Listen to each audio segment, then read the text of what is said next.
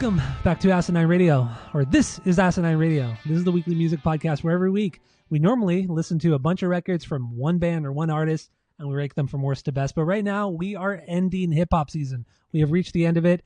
And this episode we are getting into the 2000s era of hip hop. Some might argue the best era of hip hop. I wouldn't say that. You might say that. You might say that. But so yeah, we'll talk about the best of the different regions. What we think are the best subjectively and objectively. And while you're listening, go to Spotify, Apple Podcasts, give us 5 stars, tell your friends, share all the posts. If you're watching on YouTube, smash that subscribe button. And my name is Tyler, way out there, hundreds of miles away, is Jeff. So let's get into this, Jeff. Hip hop season is ending, 2000s era hip hop. What do we want to do objectives first?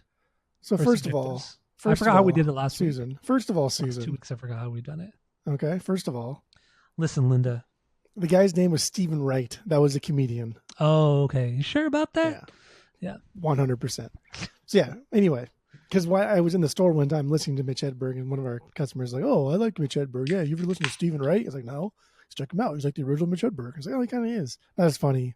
I think the jokes are just, that's not our age generation. And it was like, whatever. Well, it's still funny. It's the delivery. Because the Mitch Hedberg jokes aren't funny.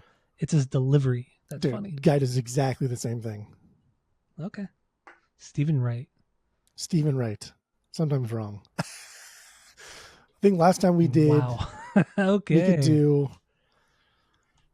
We could do. Dude, these beard plugs are so good. They like when no sound gets in or out other than what's coming through the earplug, like there's a perfect vacuum. Yes. I mean, like you hum, you can hear like your teeth rattle or where that fucking thing is in the side of your brain. That's what's going on here. Now it's just like kind of irritating me. Okay. There you go. You need a little air getting in and out. You know what I mean? Yeah, I get it. All right. So we could do your subjective first. Why? Because I have the better ones? Or you want to fight? It's shorter. Oh, that's true. Because I didn't break mine down by region. You did all yours by region. Or we could do my regions. No. We'll go through my subjectives because I know you want to yell at me for some of these. So yeah, some are stupid. Oh, where are mine? Scroll. Okay, there we go. All right. Did I even put mine here? Oh, mine are at the top. I got them here. I got them here too. So yeah, my favorite. This is all completely subjective. My favorite records from the 2000s hip hop. Number 5, Outkast, Stankonia. I like this record a lot. It's a fantastic record. Got it on the vinyls. We've talked about, Outkast a lot, especially last week. We talked about them a lot with AT-Aliens and Aquemini and stuff like that. I know we'll get more into it because I know you put this on your subjective ranking as well. So number 5 for me is Outkast, Stankonia. Number 4, going with album of the week, Eminem, Marshall Mathers LP from 2000. That's my number 4. This is where we get stupid already. Too low. Once again, these are my subjective favorites. They're stupid. Like I'm telling you, your opinion on this is stupid. It's dumb, and I don't like it. All right, my number 3. This one you love is Jay-Z, The Blueprint 3 from like 08 or 09. I love this record. The nostalgia hits so hard. Everybody loves this record. This record is fucking amazing. I think this Blueprint 3, is better than Blueprint. The first You're one. Stupid because you like pop music and Pitbull and Kesha and shit like that. Which we'll get into Pitbull in a bit. But it's silly. This is silly. This is a good record. I like this record. If we got it on the vinyls in the store, I'd take it home. I would too. It's fun. It's like $30 on Amazon, by the way. Double LP. And this came out just at the right time for us, right? We just started partying hard, and now these are like the anthems of us going out and partying and doing things, and it's fun. But Jay-Z's boring, and he's the worst part of this record compared to everybody else. He's fucking boring. I think he's he's a fantastic MC. You can't deny that. No, he's not. He's a great rapper. No, he's not. He just has one style to him, and it's meh. I disagree. Okay. And he never got better. He never progressed above anything besides the Blueprint, his first record, or not his first record, but the first Blueprint. Yeah. But to put this as above Marshall Mathers, to put this above Stankonia is stupid. Stankonia is just a better this. I enjoy Blueprint 3. I listen to it a lot. I've listened to it a lot. I really, really enjoy it. I don't mind you putting it in your top 5. A case could be made because it is really, really fun. And I mean, I don't know if you remember, but these songs were playing fucking everywhere when They we were going yeah. out. They were, yeah, I remember. Like for years. And you know, see that's the thing I noticed, I especially noticed this week, was that a lot of the hip hop we've been listening to is just not fun. Like the vast majority of it is not fun. So when you get to a fun album, it just makes it so much better, and that's what this record is. Everything's way too serious in hip hop, way too serious. Maybe it needed to be serious in order for the fun to come out. Okay, I disagree, but okay. So that was my number 3. You think hip hop should have been serious from the get go? It just have You're some wild. have some. That's wild. Don't be wild. Vary it up a too little wild. bit. It is way too early to be this wild. Okay. Well, Blueprint 3, that's wild. So that's my number 3. My number 2. This is the dumbest one right here. You love this record. I love it even more. Beastie Boys to the Five Boroughs. I don't care what anyone says. I think this is a fantastic hip hop record. They don't do any of the dub stuff. They don't do any of the rock stuff. Straight hip hop sampling. Great stuff. I prefer this over Paul's Boutique. This is my third favorite. This is my third favorite Beastie Boys record. I think this record is wildly underrated, and I think people just have this crazy nostalgia with Hello Nasty and Paul's Boutique and all that stuff, and that's okay. That's fine. I get it. I totally get it. But you got to give To the Five Boroughs more of a chance or more listens because it's a really solid record. It is a solid record. It's so great. good. It's so good. You're really sleeping on this one. It's top 5 Beastie Boys for sure. But that's it. Just like top 3, baby. Those words coming out of your mouth that it's better than this and this and this is stupid. Do you think this is better than Stankonia? That's stupid. It is. That's just you. That's just you like stumbling upon some Beastie Boys record that everybody agrees is good, but nobody thinks it's great. But you're like, oh, you guys missed out. Did you guys realize that this Beastie Boys record is good? And everyone's like, yeah, it's not like the best, but it's a good record, of course. It's fantastic. Like, well, actually, it's really good. Well, like, no, it's not.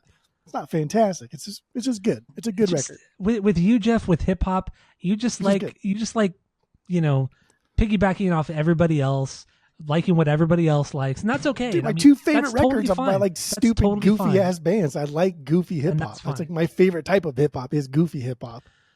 Okay, so Beastie Boys to the Five Boroughs, my number 2, second favorite hip hop record of the era. Number 1, Kanye's Graduation, hands down, easy peasy.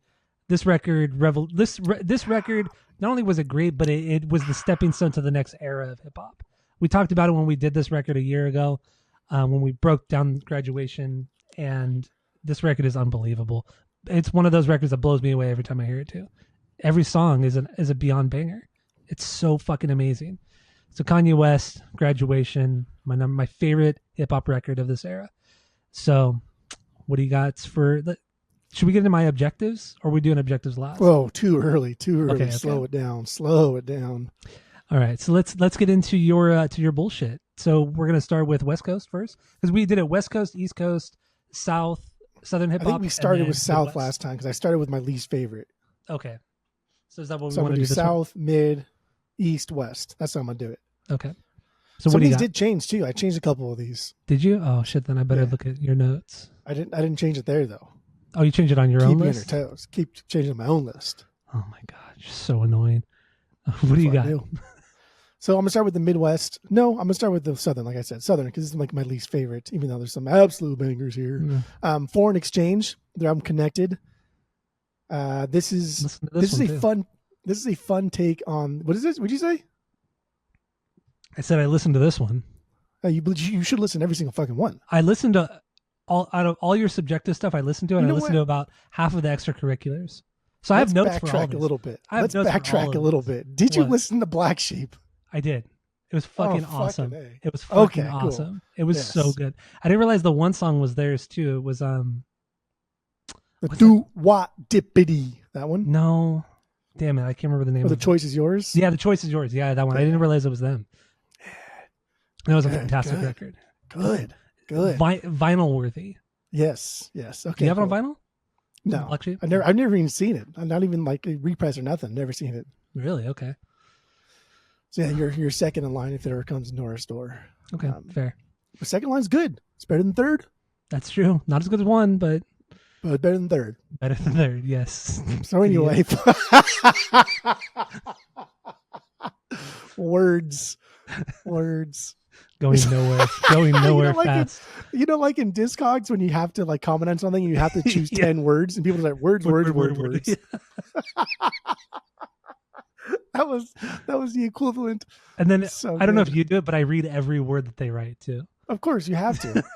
These are just words. Words. Words. 10. Oh, it's so funny. I love it. Cool. Anyway, back to it. Foreign Exchange. I'm Connected. I think this is a really fun take on the South sound. It's essentially hip hop's like Give Up by the Postal Service. It's rapping done by one of the guys from Little Brother, and the production's done by a Dutch producer named Nicolaj. But they met online on OK Player. They never met in real life until after this album was finished. So it was back and forth either through like actual snail mail, email, whatever it was. But I think this is really, really rad. I probably wouldn't get this on the vinyl because there's a little bit too much of genres that I don't listen to. There's a lot of like R&B. There's a lot of soul in here. That's just not quite my thing. Mm-hmm. But I think they do a really good job at incorporating a lot of things that just don't normally work in hip hop unless you're Outkast. And they did a really good job at it. Yeah. I think at this point I was a little burnt out on the hip hop because I listened to just a lot of stuff I either didn't like or I just thought was okay. I just thought it was more of the same here of what I was hearing from the Southern hip hop. I don't think they did anything super well, but I do like the story that, they did it kind of like the Postal Service where they were never met each other. They were just doing everything over essentially the internet. So that's cool. I think that's a really cool story, but otherwise musically, to me, it's forgettable, but what do I know? I would say go back and listen to it, but like I know you don't really like funk and soul and shit. Yeah, that's not our thing. We don't like it. Whatever. Respect it, but it's not our thing. Yeah. Correct. That's what this. A lot of this sound is there, and that's what it is. But whatever. Moving on. Lil Wayne, Carter 3. This movie Wayne, dropped. Carter 3. It dropped down. Drop. Okay. It didn't drop because it was bad. It dropped because Luda. Woo, that record was. That record was so good.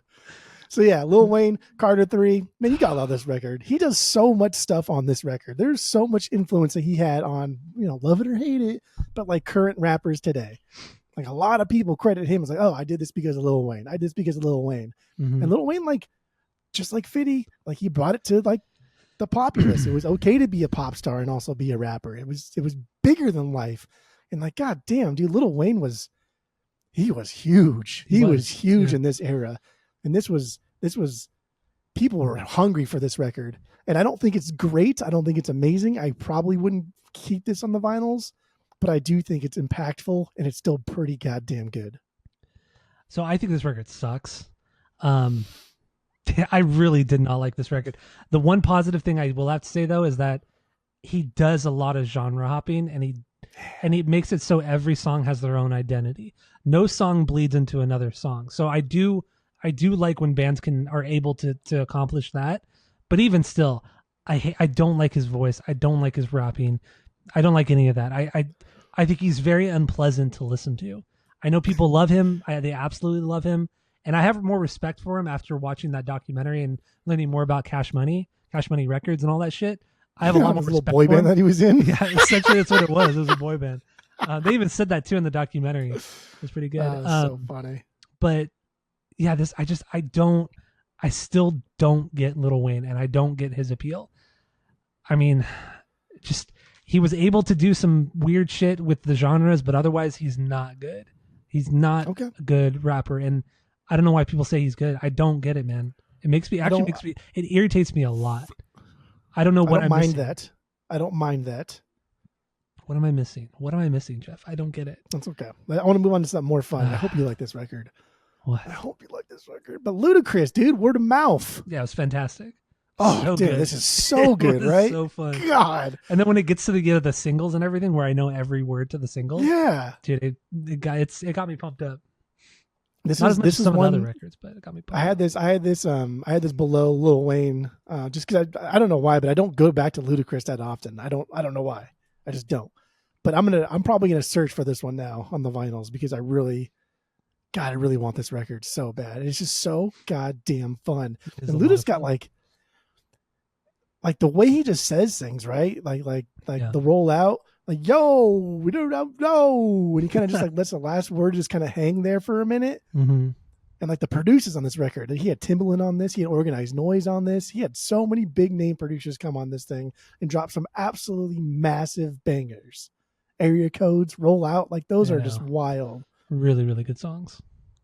He's a solid rapper, and he hits a lot of different styles with his rapping too, which is really cool too. He doesn't stick to one thing. He's all over the place, but in the best way. So, move, bitch, get out the way. And he has such a unique voice, just a very, very unique voice.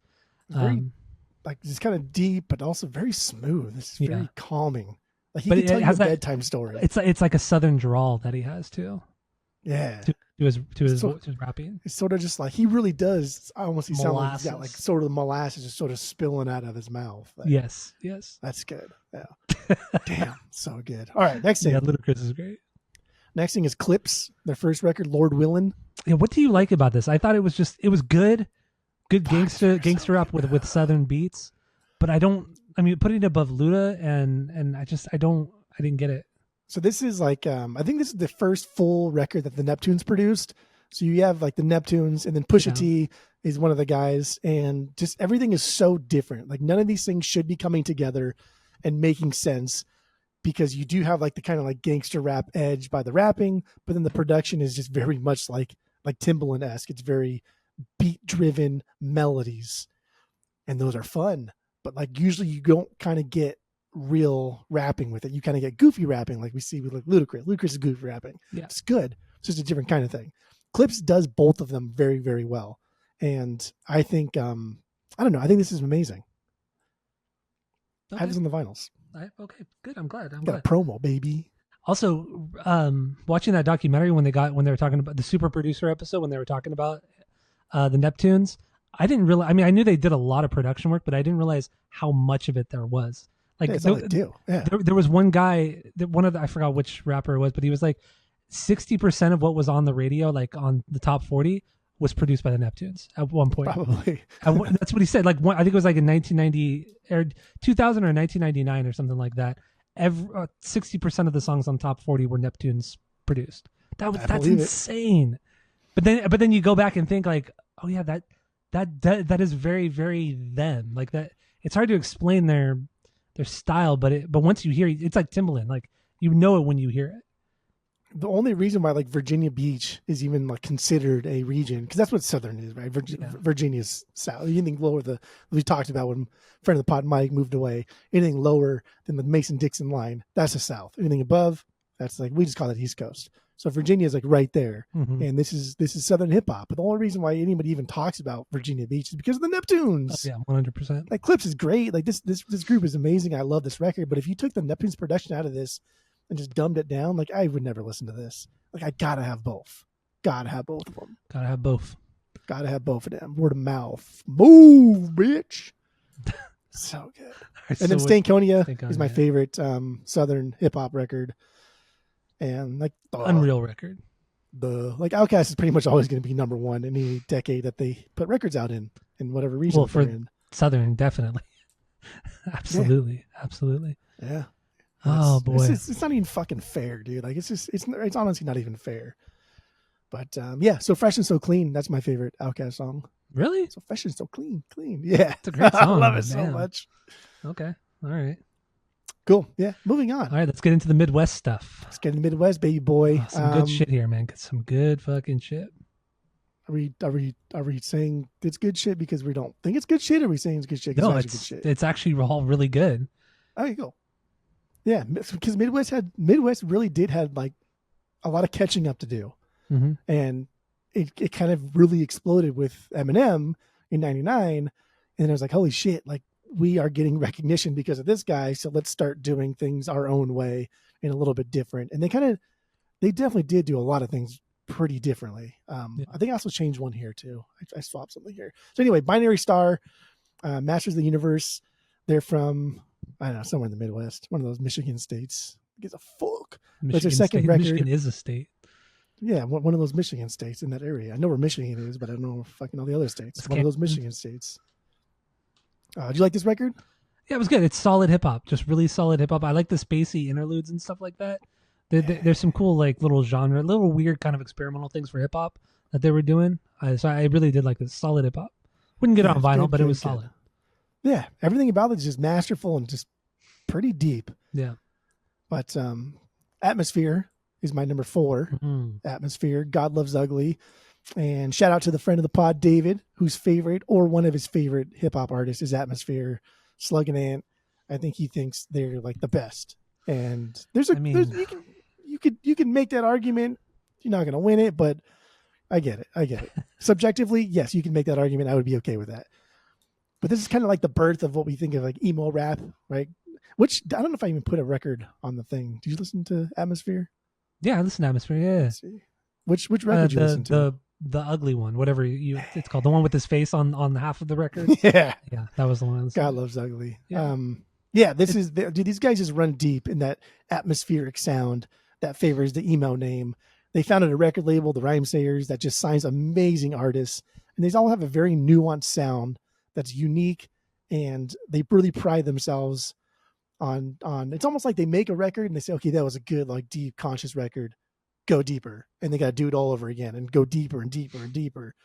And it's just fun. It's really fun, but it also just kind of like, it makes you feel stuff. Yeah. It makes you feel. I think it's really good, solid, conscious hip hop, but like a progression of conscious hip hop that we were seeing in the 90s. Like, it takes away all the fun from some of the conscious hip hop, like, someone like the early Tribe and stuff like that. But this is just straight up kind of just very, very serious. And like you said, emo. That's what this is. I think it's a great record. I wouldn't get on vinyl, but I would definitely listen to it again. It's a good record. But there's so much hip hop. There's so much hip hop I've listened to this week, especially this week. A lot of hip hop. Especially, I think I listened more this week than I did the two prior weeks. Do you think you listen to more hip hop, honestly, in the past 2 weeks than you have like the past 2 years? Oh yeah, 100%, 100%. It's been so much. If you give like a percentage on what was like new out of all the hip hop you listen to, is it like 50% new, 50% stuff you've heard? I'd say like probably 80-20, 70-30. Stuff I haven't heard compared to stuff 70 I haven't. Let's just say 70 I haven't heard, 30 I have heard. How exciting! Yeah, probably 70-30. But once again, I mean, a lot of it I would never go back to. Yeah, but I feel comfortable enough listening to it and having an opinion on it. So, what do you got for number 3? Number 3, Man in the Moon, Kid Cudi's debut record. Threw this on vinyl. So good. This is alternative hip hop to the absolute max. I don't think you can get more alternative hip hop than this record. Like, I'd fight for this record to be like the best because of what it did for the genre, what it did for like the aesthetic of hip hop. Took the emo aspect that had been kind of percolating in hip hop for some time now and essentially Dashboard Confessional it up, right? It's wild. We did this on the pod, so you can check that out. But this is a record that's not talked about nearly enough in like the best of hip hop lists, and I think that's a complete oversight. In the same way that the album of the week is a complete oversight too. So number 2, 808s and Heartbreaks. This is my personal favorite Kanye record. Okay, like to get it, Graduation. That was a stepping stone. That was old Kanye meeting new Kanye and putting out a fucking perfect record. But 808s is just my personal favorite. I do think this is his best output.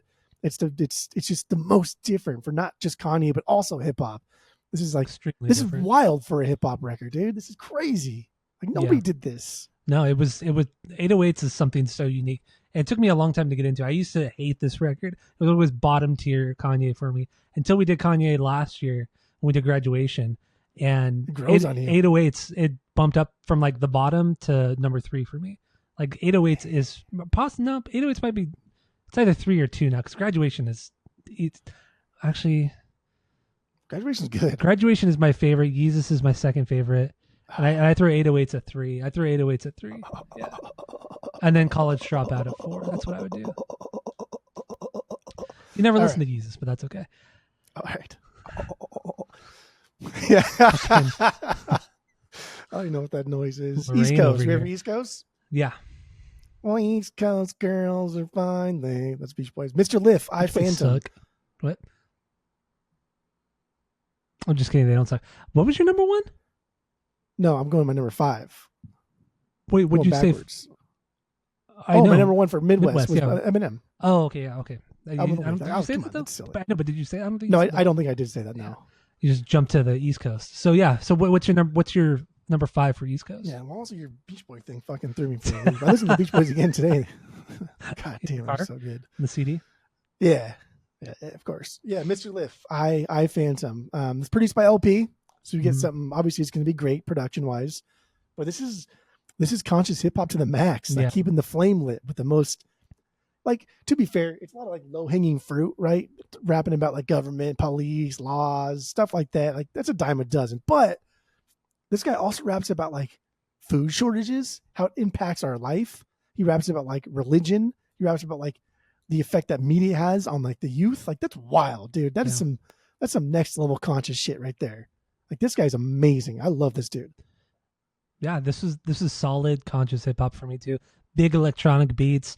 LP. I mean, he's such a strong producer, underrated producer too, honestly. Truly an underrated producer. So yeah, I thought this was a really sick record. I wouldn't get it on vinyl, but yeah, it's really good. What was the one that the record from last week that I really liked? Something Connection, the one with LP. He produced and he rapped on it from the 90s. What was that record? He was rapping on it? He rapped on it and he produced the record. It's the group. Not a group, but it's like a duo. Oh my God, what is the name? What is that fucking group from the East Coast? Because this was on your Cannibal Ox, but he doesn't. No, it was on your list last week, and I liked it. I liked it a lot. It's probably something. No, it wasn't on. It was on the extracurricular. Sorry. Oh, Company Flow. Oh yeah, Company Flow. That I want to get on vinyl, but it's expensive, like $100. That's good. For a copy of that shit. You're stupid. Company Flow. That record is LP's first solo record is better than Company Flow. I don't think I've ever heard his first solo record. Yeah, dude, you would love his first solo record. I like LP a lot, man. I like him a lot. You do like LP a lot. That's okay. You say like it's a bad thing. Get the fuck out of here, No, it's not. I know it's not. You also say like you think he's an underrated producer, but he's not, dude. Anybody that like listens to hip hop, that enjoys hip hop, that loves hip hop, he's up there in like the top 5, top 10 no, for he's not sure. No, he's not. Maybe 10. Maybe for hip hop producers. Yeah. Yes, he's always in top 10. So. Always in top 10. I don't think he's top 10. Yeah. No, I don't think he's. Dude, I think he deserves to be in the top 10. He always is. I don't think he is though. Anybody I've ever talked to in my life, when it comes to like, who's your favorite hip hop producers? Give me 10. LP will for sure. How many people have you asked that question to? It happens all the time, especially like this. But this past 2 weeks that we listened to nothing but hip hop. Like, do you know how many conversations I've had about hip hop in the store? Get the fuck out of here. But you're not asking them. Give me your top 10 producers in hip hop. There's no way you're asking people that. Well, I don't sound like that, but I say, who are your favorites? Like, who was like we're doing 90s this week? Who are your favorite artists? Like, oh, I like this. Okay, what about producers? Absolutely, yes. Okay. Fuck idiot. All right. So what do you got for number 4 on East Coast? Aesop Rock, Labor Days. It's cool. What do you think about this one? Very Jedi mind tricks. Very kind of it has esoteric kind of weird beats, but yeah, very, very Jedi mind tricks. Way different than I was expecting. Way different. This guy's a lyrical mastermind. There's graphs that you can kind of like. There's graphs and charts. This is the album Labor Days, by the way. That's what I said. I think you just said Aesop Rock. I don't think Pretty sure I said Labor Days. Well, I'm like 90% you also thought sure. You said Marshall Mathers for number 1, but you didn't say that. So continue. Okay. Well, I don't like where this is going. There are charts and graphs that show like which artists use the most unique words, and they tally them up in like a numerical sense. And Aesop Rock is by far the most unique lyricist. Like above anybody you think is great, he's better. He is the best. That just means he uses the most unique words, right? And it's like their first X amount of albums, they do it, and it's like 7,000 unique words, which is pretty fucking wild. Yeah, he's up there above like RZA. He's up there above Jizza. He's up there above anybody else. He's up there above MF Doom. He's up there above anybody else that you think is like, oh, that person's great. They have a lot of tools. He's better. And so just to think like you can have that much to say and like that big of a variety, it's really hard to digest.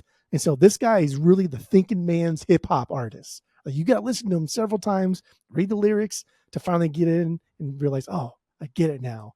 So if you liked it, if you didn't like it, then don't worry about it. But if you liked it and kind of want a little bit more, I would keep going with it and then read the lyrics. Like go on Genius or whatever and follow along because this guy just gets better every time you listen to him. Okay, I'm down. There's a lot of words. All right. I'll give it another shot. I did really enjoy it though.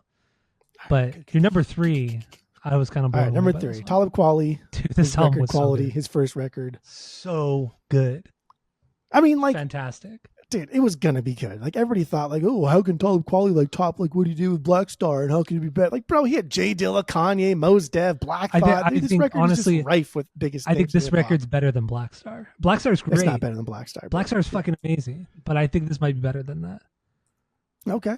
I was blown away by this one.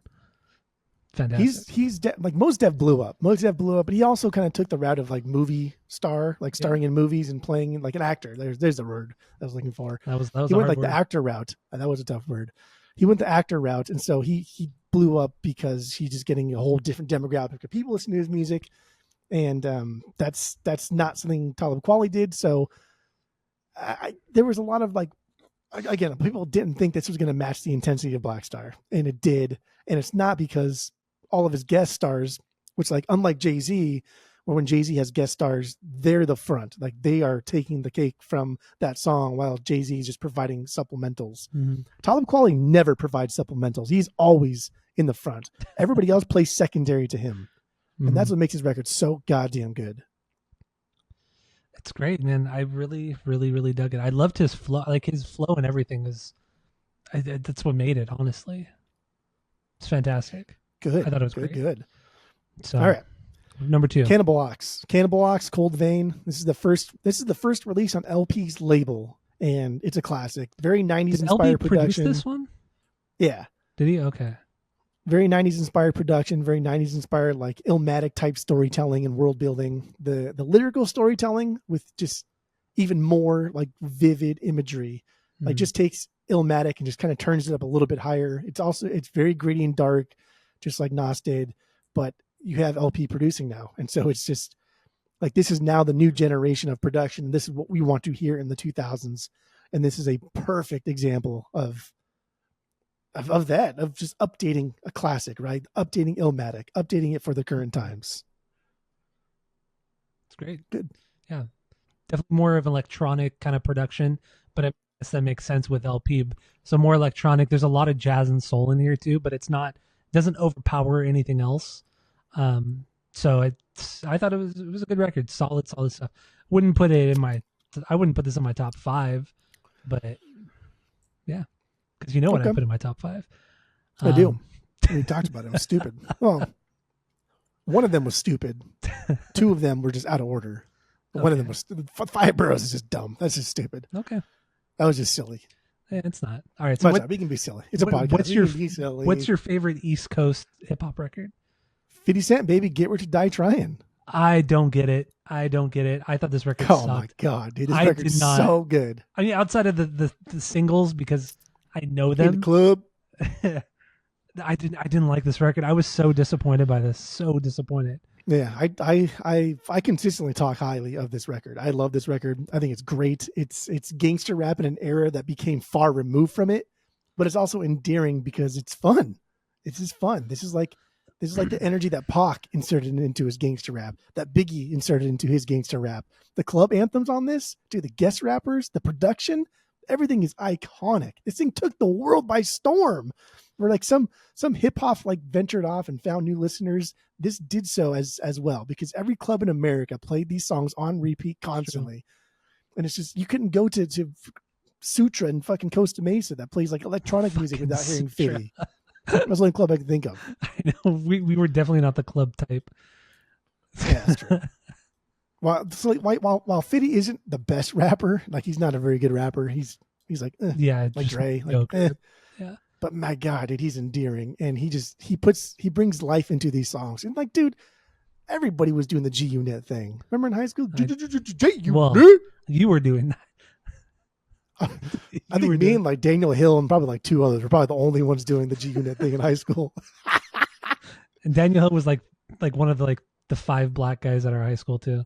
Yeah. We had out of 3,000 kids, I think there was like maybe 5 or 10 black kids at our school. It was predominantly white. Our senior picture's wild. Yeah, I love this record so much. This is vinyl worthy for sure. Really? I can't for believe sure. you like it so much. I don't get it, man. I really, really, I wanted to like this one. I really, really God, did. he's just, for like lack of a better word, he made gangster rap sexy again. Pac made it sexy. Like no one made gangster rap sexy like Pac did. And after a while, it just kind of like fell off. And like Easy, he was an ugly ass. Those Jerry girls were ugly. Ice Cube's an ugly dude. Yeah. Like 50 Cent just make it sexy again. It made it sexy to be a gangster. Straight up. And so on that Hip Hop Evolution documentary, I didn't know like how like he pretty much started with like the whole mixtape scene. I didn't realize how big that mixtape scene was in New York. Really all over, but New York especially.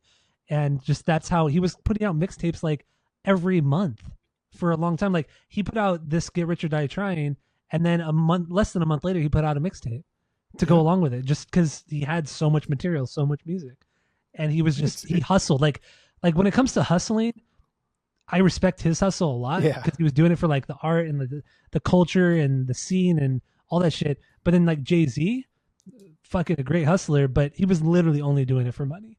Like that's it. So it's I have a lot more respect for 50 Cent after this week, but I can't get into the record. And then I was reading more, like I was kind of like skimming through his Wikipedia and everything. Dude, the guy went bankrupt like in 2009 or 2010 or something like that. Just terrible investments, spending all of his money. Like he lost like $100 million, right? He lost like he's lost like over $100 million in bad investments and just blown. Like he's lost everything. It's crazy. It's fucking crazy how much money he's lost. Yeah. Like Mike Tyson level. It's wild. It's sad, and these are hood kids. These are hood kids, and you give them a bunch of money, and I mean, like, who do they trust, right? They only trust like their closest friends. People, he got shot like 45 times, not 45 times. He got shot a bunch of times and survived. Yeah. It was like, dude, 9 times. He got shot 9 times. Yeah. That's crazy. You don't die. Fuck. I don't know. I love this record a lot. Production's great too. Like, come on, at least you like the production. Yeah, the production was great. It's his voice, his flow. I don't like it. I don't get it. It's just not for me. Very, very, very lackadaisical. It's very southern. It's a very southern approach to like a New York gangster hip hop scene. Which is weird because of his association with Dr. Dre. Until this week, I thought he was a West Coast rapper. I really thought he was West Coast until this week, which is just I'm completely ignorant to the whole hip hop thing, but. I can see that. That makes sense though. Because of the Dr. Dre thing. I can see that. Well, him and Eminem, even though Eminem's Midwest, but you know what I mean. But the Midwest scene was like non-existent. East Coast was staunch, already cemented as like East Coast did not like West Coast. Yeah. So, all right, let's get into your West Coast top 5. These are my favorites. These are my favorites. These are my favorite style. These are all pretty. Some of these are pretty cool, man. These are all pretty cool. A little goofy, yeah. But yeah, I like goofy hip hop. Like that's my favorite type of hip hop is goofy hip hop. So anyway, Black Alicious, Blazing Arrow. This is their second record. Wait, I think you moved this one. Yeah. It went from 2 to 5? Then it was an old one then. Oh, okay. Anyway, okay, yeah, Black Alicious, Blazing Arrow. Oh, maybe I didn't. Okay, so here's what I did. Yeah, okay, yeah. It's opposite. Opposite day. Here's what I did. When I was changing them, I changed it on our shared doc and not my doc. Okay. Yeah. Okay. So yeah. Okay. So this should be my number 2. No. Yeah. This should be my number 2.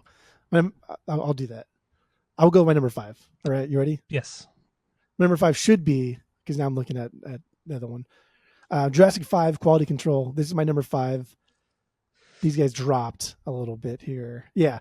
Dude, they're so smooth. This sound is very LA gangster rap vibes, but it's just upbeat. It's more fun.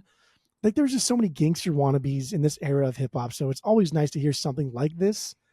And I like Jurassic 5. I like everything that they do. I think they're amazing. I like Cali Tuna. I like his vocal style in this. And it's cool. It's good. It's good like LA vibes, man. Yeah. It's very cool. Nothing stood out to me too much. I have no history with this band, with this group, outside of hearing them a few times with you and when I worked at Tower Records. But yeah, I thought it was just good, just solid hip hop. But I wonder if there's also like regional bias too for I don't think so because no, I don't think so. Not with us or not with you. I don't think so either because I really like. Yeah, no, I don't think so. Deltron 3030 number 4 is my number 4. Yeah, this is an incredible record. It's so good. It's so It's good. essentially a rap opera that follows like quite the sci-fi story, and it's one that you got to read beforehand, and as you're doing it, then once you know the words and you can kind of pick up on it and understand what's going on.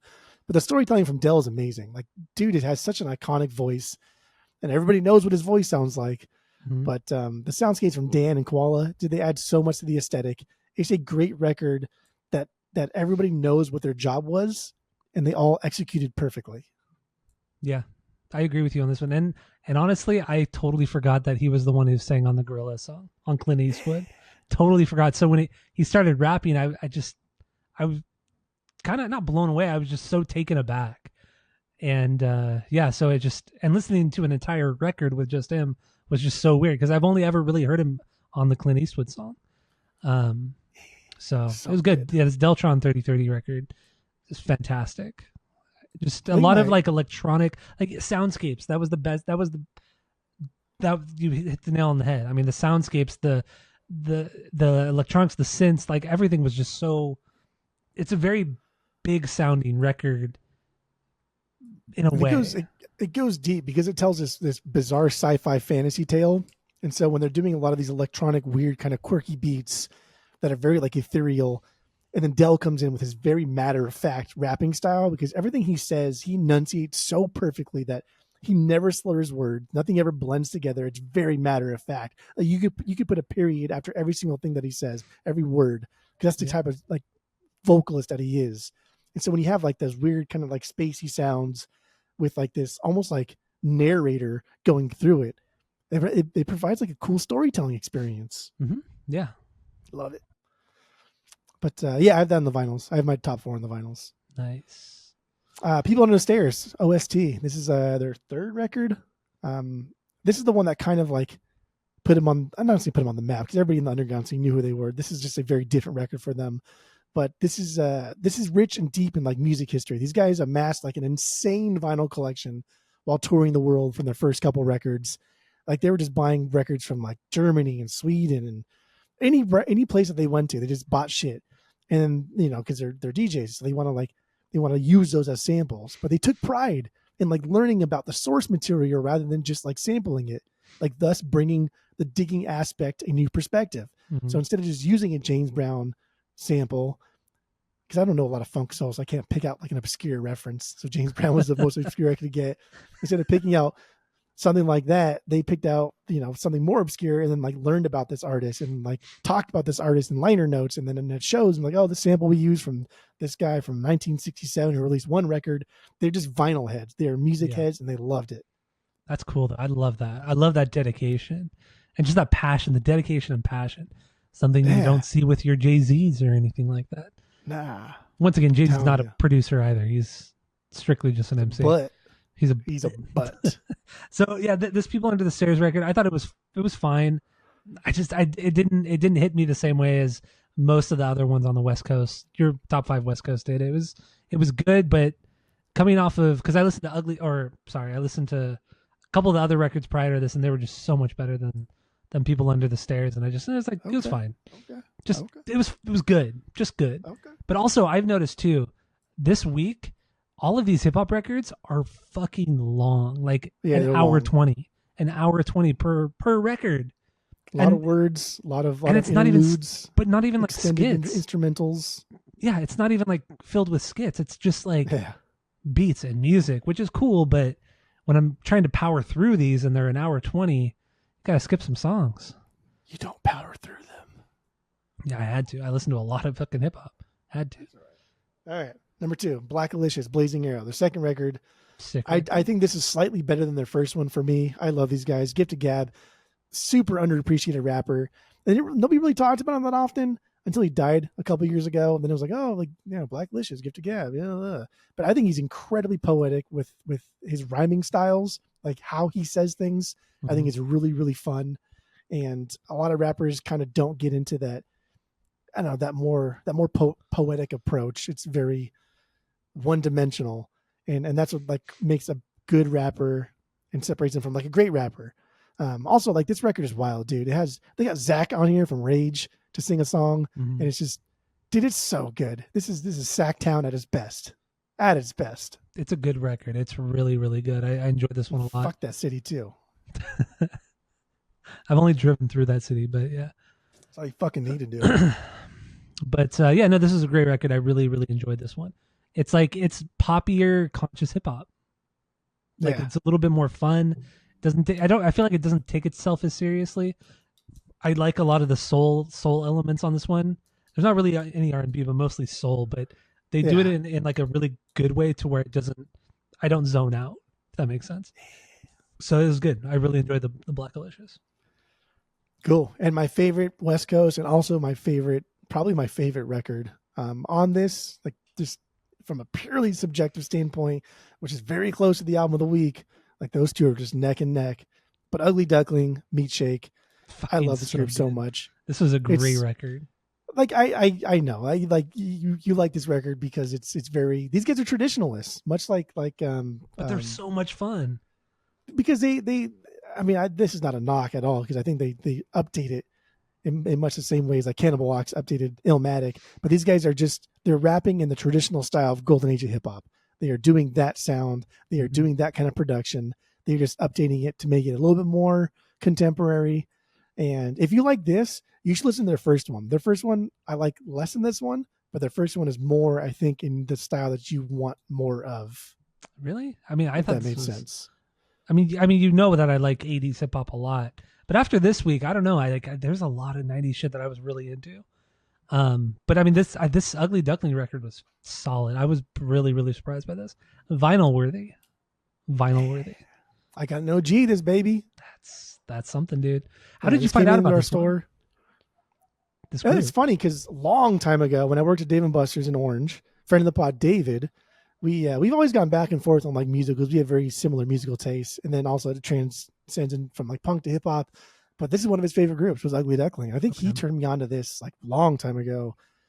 And their first record, Journey to something, I don't remember what it's called, but there's a song called Friday Night. That's just a fucking banger of a song. And it's very, very like 80s hip hop, but just done in like a late 90s, 2000s way. So good. But that was like my introduction. I think it was friend of the pod, David. Nice. Very nice. Yeah, that's all my subjectives. You want to get through some of these little extra cricks real quick? Yeah, we'll get through some of these. We'll just we're not gonna. I mean, I actually didn't listen to a ton of the extra cricks because just most of these other ones, like from your picks, I had never heard. So I took like a deeper dive into them. So we'll run through them and I'll just let you know what I listened to. Okay. So begin. I don't know if mine are in the same order, but Dead Prez, you listen to Dead Prez? I didn't listen to Dead Prez, no. Okay. So Dead Prez, I think you probably would have liked them. Just incredibly politically charged conscious hip hop. The theme song for the hip hop evolution uses it. The hip hop. That's Dead Prez. Okay.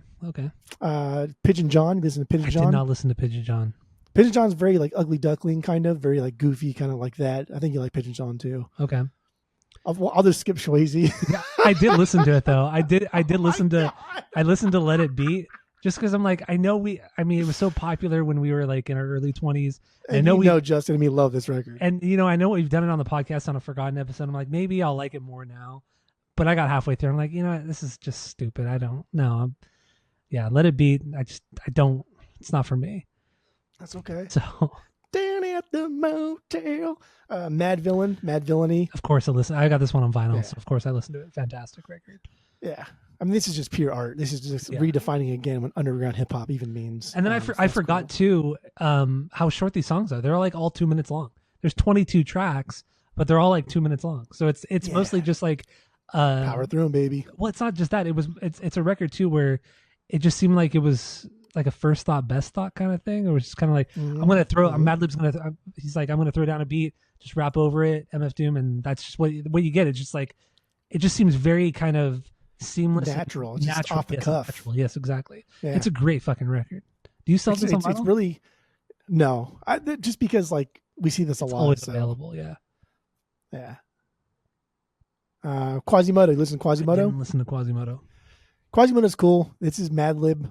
He's just doing his own raps, but he records his voice kind of a little bit slower because he hated his rapping voice. So he recorded his voice a little bit slower and like double the speed. So his alter ego Quasimodo, or it's like the Quas or some shit. His alter ego is rapping high, so he's just rapping against himself. Cool. Okay. If you like Madlib, just check this out. All right. Lupe Fiasco. I didn't because I figured I kind of felt like I wouldn't like it, so I didn't listen to it. I didn't. Dude, this record's a solid record. But I know I've heard his music before. But yeah, this came out like right in the post high school party era for us. So a lot of these songs, like very well. But it's a well produced record, and it's really, really fun. All right. What about T.I.? Trap music. I got halfway through this, and I'm like, I can't. I hate trap music. I like this record, man. I do like this record. I hate the beat. I hate those beats so much. And watching that Hip Hop Evolution documentary, they get into trap music, and I mean, I think the story behind it, and I think T.I.'s story is very interesting. Like I really enjoyed that segment of the episode, but the music itself, the beats just sound too fake to where my brain can't like connect to it properly, if that makes any sense. Because it's so unnatural that I can't find like the human quality in it, if that makes any sense. I don't know if that even is what it is, but I've never liked those trap beats. Never liked trap music stuff. It's really tough. I can't get into it. But T.I.'s story was, I liked T.I.'s, I didn't like it, but I thought it was fascinating. His story. T.I. is a wild character, man. Like how that guy got like a Disney role is fucking beyond me. No sense. No. Like that's crazy. But then it's like, and then I remember hearing like Killer Mike talking about T.I. Killer Mike was on the Joe Rogan podcast, and he was talking about T.I. and how like close friends they are, and like how sweet and nice of a guy he is, and how T.I. is constantly giving back to the community, donating money, creating these like after school programs for kids. Like the guy just seems like such a legitimate, cool, good person, like straight up a good person. And he grew up in like complete poverty. He started slinging drugs at like 13, started like doing crack at 14 or some shit like that. Like the guy was so fucked up. Like his whole childhood was so fucked up. I think he said like the first time he saw somebody die, he was 4 years old. He saw like, it's fucking crazy, man. But so wild. But I think it's so respectable how he gives so much back to the community. That's super cool. So mad respect for him, but I think the music sucks. That's fair. Trap music's tough. Music's tough. Jay-Z, The Blueprint, of course, obviously. Yeah, I had to listen to this. You listen to Black Rock? I did not listen to Black Rock. No. That's okay. It's this is Dan from the Black Keys. He like produced this hip hop record and it just features like a ton of people. But it's very Black Keys like. It's very like it's hip hop, but it's just like mid hip hop. I was gonna say, like, you know what I mean? Like Black Keys are pretty fucking it's mid. fine, but they're so mid. Yeah. But that's what this is. It's interesting. Okay. Twista. I did listen to Comic Con. So these next four I put on the list. You said something really rude in our notes about them, but yeah. So I picked these four because I wanted you to listen to them too with me. But I don't know if did you listen to any of these four? I listened to everything. Okay, I listened to them too. So Twista, Kamikaze, this record's sick. It's just Twista. He's fast. He just raps so fucking fast. It's fun because of Twista. Yeah, because it's just so over the like, dude. What are you fucking doing? It is very over the top. Chill. Doesn't he hold? I think he holds the world record for the fastest hip hop, like fastest rapper, I think or something so, like that. But I don't know what the fuck he's even saying. He's just like, I know. I don't want to fucking do it because it sounds disrespectful. But also, Twist is like the kind of music where like you hear it's like watching like a YouTube musician who's really fucking good at what they do, but it's like after 5-10 minutes you're like, okay, I'm good. Like I don't need to watch you anymore. Yes. Like I wouldn't be able to like I listened to this entire record because of the podcast, but I'm never gonna go back to a Twista record and go back and listen to an entire thing. It's just correct. I respect him. I think he's fucking fantastic, but you can only have so much of just this kind of stuff. So Pitbull, move to Pitbull. Pitbull starring in Revolution, his 2009 record. I fucking loved this record. This is the first time I ever heard the whole record. Heard the singles, of course, on this one. This record was so good. Like I was so pumped. I was so excited. You don't agree? It's a good record. It's a good record. It's like, a good record. Oh, it's so good. I don't know if I would ever like get this in the vinyls because it's just like what the dude. I was thinking about it. I was thinking about getting on vinyls. Like when do I need this kind of like energy? Like when I'm at home listening to records, like why would I need this kind of energy? And that's just it. Like this, but it's like music is just it sounds weird for me to be sitting on my ass listening to this music. But you would get an LMFAO record. It's much the same thing. That's true. That is true. But damn, dude. I mean, Pitbull's not a bad rapper either. Mr. Worldwide, no. He's not a bad rapper. I mean, like there's a lot of people out like Chuck Mangione, like you know the direction of the music that you want it to go in, and you just stay in your lane and you do it the best you possibly can without deviating from the path too much. That's Pitbull. That's Chuck Mangione. That's why they sell millions and millions and billions of copies. Yeah, and it's not lazy. It's actually kind of brilliant. It is. Yeah. If you're going to do something, be the best at it.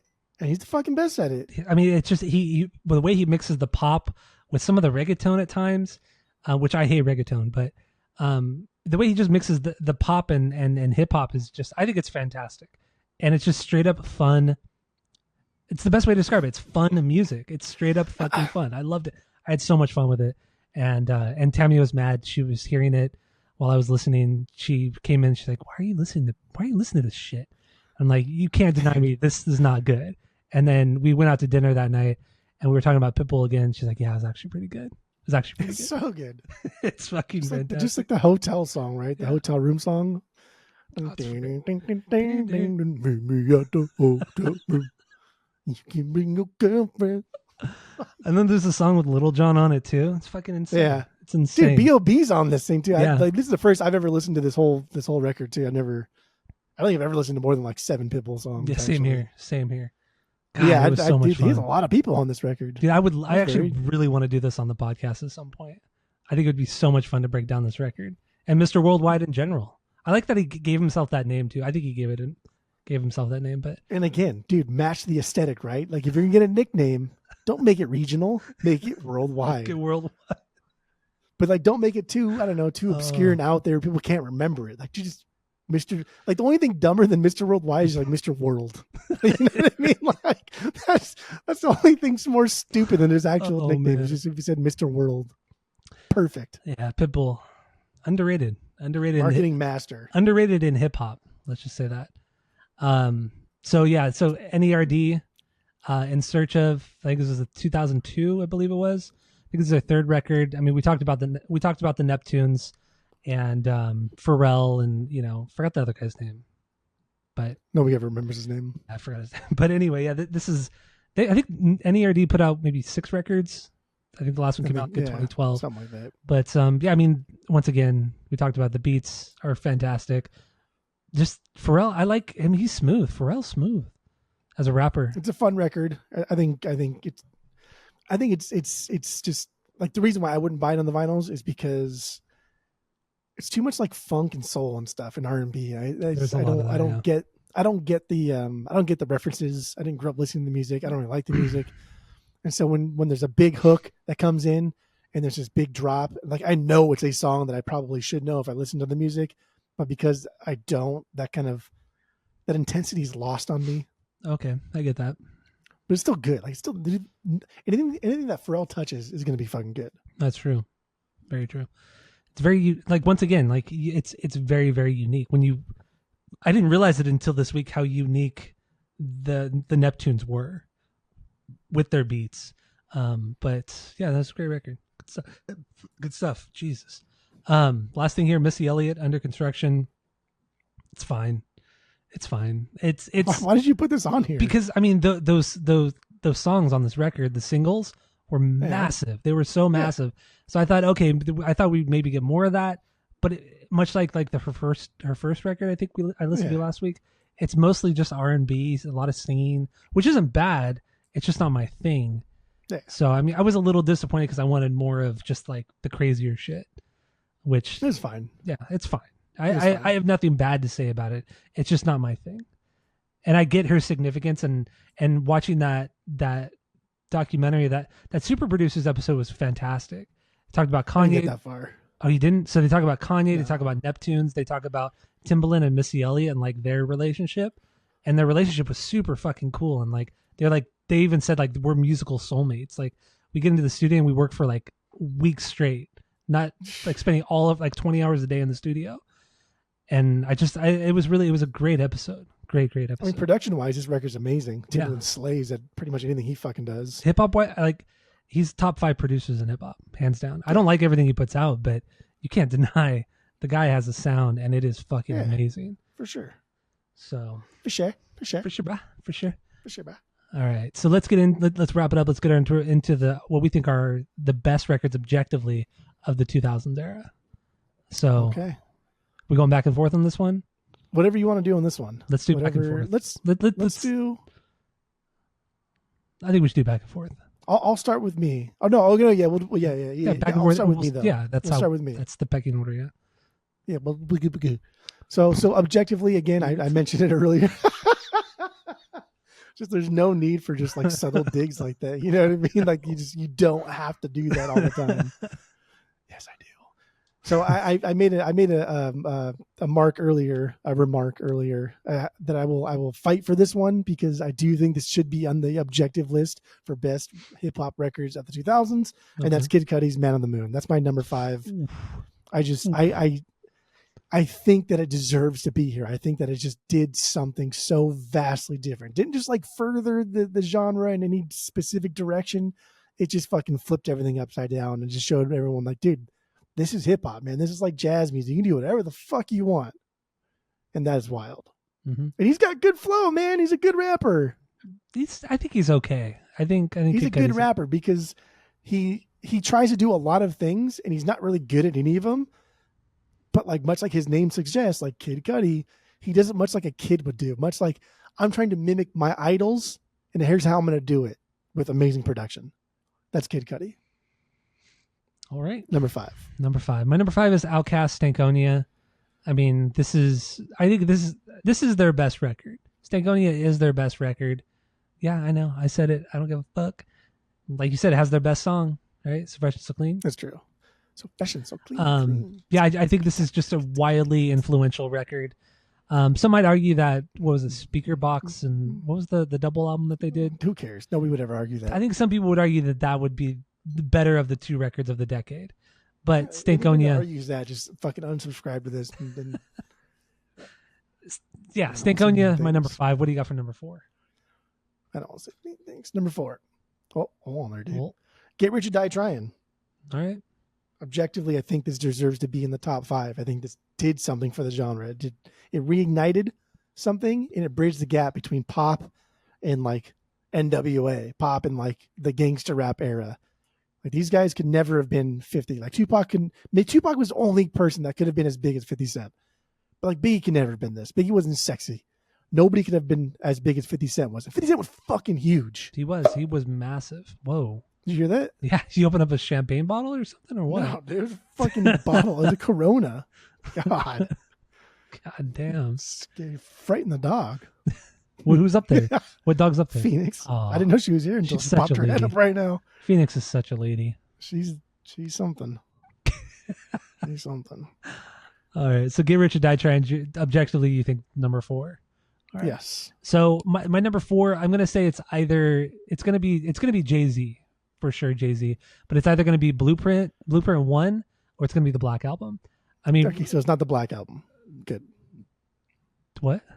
The Black Album is just a worse Blueprint, dude. The Black Album is okay. Like that's what I'm saying. Like, but still, Black Album is still really, really popular, and it was still very, what am I trying to say? Influential. But I agree. Blueprint was also massive, and I think as much as we've talked shit on Jay-Z. And we think he's kind of questionable as a questionable in hip hop. He's a shill. He's a self-imposed shill.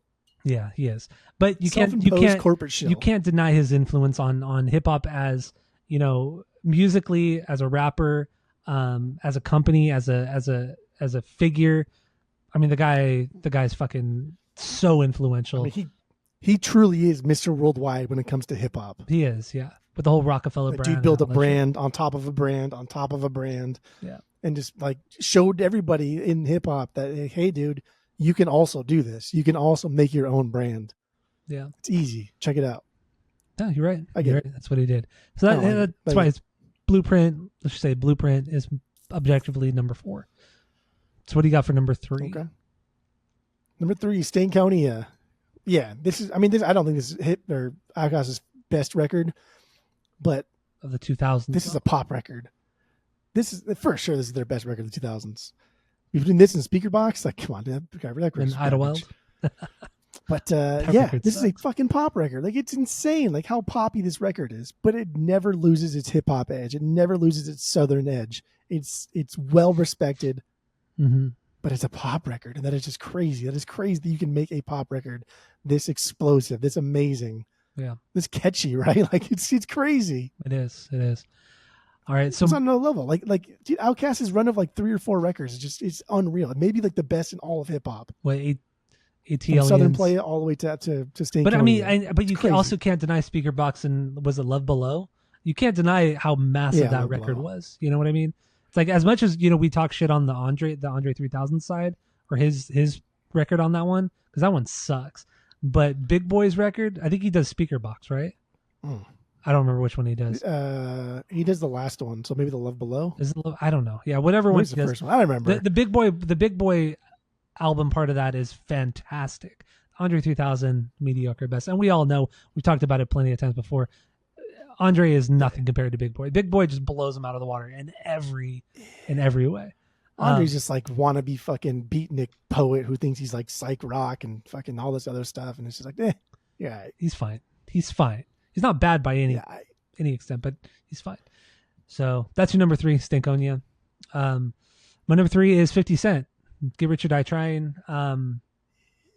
I don't like this record. I don't, like I said, but I understand its importance in hip hop and on music, club music, everything. I mean, the guy was crazy, massive. It was unreal how massive this motherfucker was.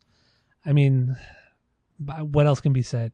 He's one of the most significant figures of the 2000s in hip hop. You cannot deny it. So 50 Cent, number 3. What do you have for number 2? All right.